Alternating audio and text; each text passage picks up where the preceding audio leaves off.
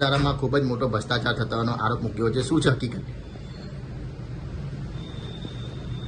પૂર્વ વિધાનસભા મત વિસ્તાર એ મારા મત વિસ્તારની અંદર લગભગ 100% વિસ્તાર અસંધારા હેઠળ આવરી લેવાયેલ છે. અસંધારા વિસ્તારની અંદર હિન્દુ પરિવારો, હિન્દુ વિસ્તારના જે મિલકતો તબદીલ કરવાની હોય, મિલકત વેચાણ કરવાની હોય અને એમાં વિધર્મી પરિવારના લોકો જ્યારે ખરીદ કરતા હોય છે ત્યારે કલેક્ટર શ્રી દ્વારા એ મિલકત તબદીલી કરવા પહેલા પોલીસનો અને મામલતદારનો અભિપ્રાય લેવામાં આવે છે. મારી પાસે એવી ગંભીર રજૂઆતોના આધારે મેં આ સંકલનની અંદર માહિતી માંગી તો માહિતી મળી કે 2022માં લગભગ 80% મિલકતો કે જે હિન્દુ વિસ્તારની અંદર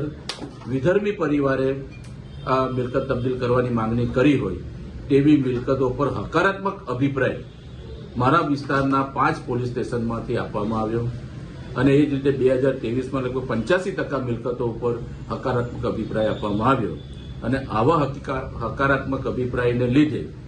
જે વસ્તીની અસંતુલિતતા થાય છે એ રોકવા માટે મેં જ્યારે રજૂઆત કરી ત્યારે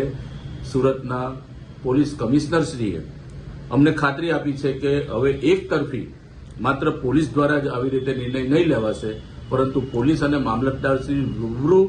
બંને સાથે મળીને આવી જે કોઈક મિલકતો હોય ત્યાં સ્થળ નિરીક્ષણ કરીને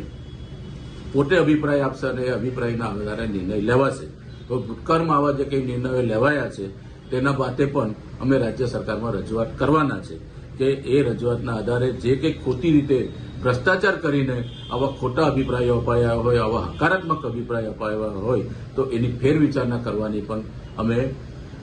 અમારી રાજ્ય સરકારને રજૂઆત કરીશું. કેટલો મોટો ભ્રષ્ટાચાર આમાં સ્થાનિક રહેવાસીઓનો વિરોધ હોવા છતાં પોલીસ દ્વારા હકારાત્મક અભિપ્રાય આપવામાં આવે તે ભ્રષ્ટાચાર નહીં તો શું કહેવાય? અને આ ભ્રષ્ટાચારની વાતો ખુલ્લેઆમ બજારમાં થતી હોય છે, પરંતુ જે ચર્ચાઓ થાય છે એના આધારે જે અભિપ્રાયો અપાય છે અને અભિપ્રાયના આધારે કલેક્ટર નિર્ણય લે છે અને વસ્તીની અસંતુલિતતા થાય છે ત્યારે એક ચૂંટાયેલા પ્રતિનિધિ તરીકે અમારી પાસે રજૂઆતો આવતી હોય ત્યારે અમારે આવી સંકલન સમિતિમાં પ્રજાનો અવાજ રજૂ કરવાનો હોય છે અને એ અમે રજૂઆત કરીએ છીએ.